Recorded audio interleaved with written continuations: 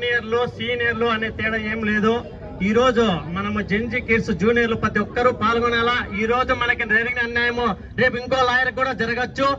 మీరు ఒకటి గుర్తు తెచ్చుకోండి, ఢిల్లీ జంతర్ మంతర్లో వాళ్ళు ఎంతగా పోరాడి ఒకటి తెచ్చుకున్నారు, మనం కూడా అలా పోరాడాలి.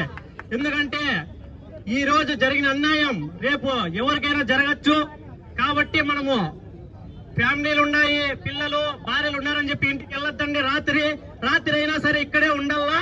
ఎందుకంటే రేపు ఆగస్టు 15 స్వాతంత్ర దినోత్సవం కాబట్టి సీఎం వరకు వెళ్తుంది. మనం ఇది ఎట్టి పరిస్థితుల్లో మిస్ చేసుకోకూడదు ఆపర్చునిటీ. ఎందుకంటే ఇంత ముందు కూడా 3 సార్లు 4 సార్లు కూడా జరిగింది. అడ్వకేట్లకి చాలా అన్యాయము, మనం అందరూ పట్టించుకోకుండా వెళ్ళిపోయినాము.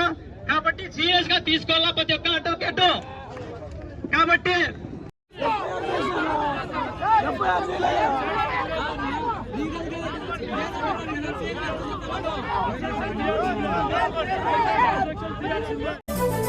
అధికారమంతా కొంతమందికే సొంతమైపోయింది.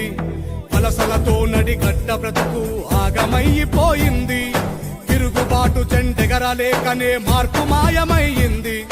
పలిసినోడి కుట్రెరుగలేకనే బానిస బతుకయ్యింది. ఎన్ని ఏళ్ళు ఇంకెన్ని నాళ్ళు ఈ అణిచివేత మనపై, ఎన్ని ఏళ్ళు ఇంకెన్ని నాళ్ళు ఈ అణిచివేత